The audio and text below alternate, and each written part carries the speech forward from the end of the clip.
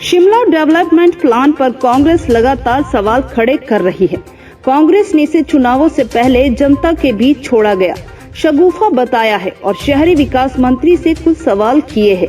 कांग्रेस के वरिष्ठ प्रवक्ता नरेश चौहान ने कहा कि शिमला डेवलपमेंट प्लान को जनता के सुझाव मांगे थे, इसके बाद सरकार इसे कैबिनेट में ले जाएगी। इसके बाद क्या एनजीटी के 2017 के आदेश के निरस्त हो जाएंगे या लोगों को इसके बाद भी एनजीटी के चक्कर काटने पड़ेंगे? शिमला डेवलपमेंट प्लान लोगों के बीच चुनावों से पूर्व लोगों के बीच छोड़ा गया शगुफा है, जिससे लोग असमंजस में हैं।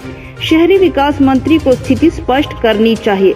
उन्होंने नए बने वार्डों को लेकर लोगों की आपत्तियों पर सरकार को अमल करने की मांग की है। माननीय यूटी मिनिस्टर सुरेश भारद्वाज जी पिछले कई दिनों से अपने बयान दे रहे हैं और मीडिया में भी मैंने देखा कि शिमला डेवलपमेंट प्लान को लेकर उन्होंने बड़े एक उपलब्धि के तौर पे अपने आप को प्रस्तुत किया कि सरकार की एक बहुत बड़ी उपलब्धि है कि हमने डेवलपमेंट प्लान शिमला के विकास के लिए तैयार किया है। तो हमारा कुछ कंसर्न है जो शिमला की जनता का भी है, वो भी जानना चाहते हैं कि इस डेवलपमेंट प्लान जो अभी फिलहाल लोगों के सजेशंस के लिए हैं या ऑब्जेक्शंस के लिए रखा है, उसके बाद इसको कैबिनेट में लेके सरकार नोटिफाई करेगी। तो क्या उसके बाद ये ऑटोमेटिकली जो एनजीटी के आदेश थे 2017 के, उसका क्या स्टेटस रहेगा? क्या वो निरस्त हो जाएंगे खुद ही, या सरकार को और मंत्री जी को ये बताना चाहिए? लोगों के मन में शंका है, हमारे मन में भी है कि इसका स्टेटस क्या रहेगा नोटिफाई करने के बाद।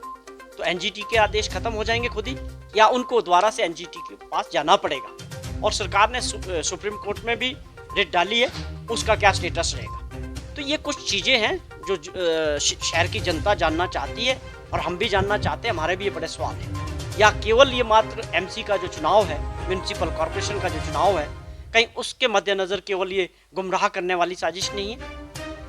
आपको बताना चाहिए कि उसके बाद ये किस तरह से आगे बढ़ेगा, क्योंकि एनजीटी के आदेश थे कि ग्रीन एरिया में कंस्ट्रक्शन नहीं हो सकती, कोर एरिया में कंस्ट्रक्शन नहीं हो सकती, और नॉन कोर एरिया में 2.5 मंजिल की जो बंदिश थी, तो क्या वो अपने आप खत्म हो जाएगी या उसको लेके सरकार को दोबारा से एनजीटी में जाना पड़ेगा? दूसरा सवाल है कि जो सरकार ने एमसी को चुनाव को लेके जो डिलिमिटेशन ऑफ वार्ड्स किए हैं, जिसमें 7 वार्ड्स बने हैं, तो उसका भी एक 17 तारीख तक जो थे ऑब्जेक्शंस का टाइम था, सुजेशंस का, तो बहुत बड़ी संख्या में लोगों ने उसमें ऑब्जेक्शन किए हैं।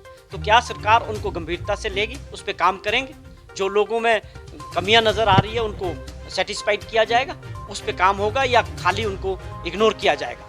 एक बहुत बड़ा गंभीर मसला है, बहुत बड़े लेवल पे उसमें लोगों ने ऑब्जेक्शंस किए हैं। तो हम चाहते हैं कि सरकार इसको उन ऑब्जेक्शंस के ऊपर काम करे, उनको दूर करे, जो इसमें कमियां रह गई उसको दूर करे। पिया तो रखे साया अभिमान, पिया तो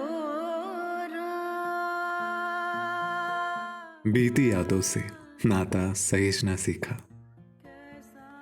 हाथ थाम कर जिनके चलना सीखा, गिरने लगती जब तो उनसे संभलना सीखा। पिया तो रखे साया अभिमान, उनकी डांट से खुद को तराशना सीखा। पिया तो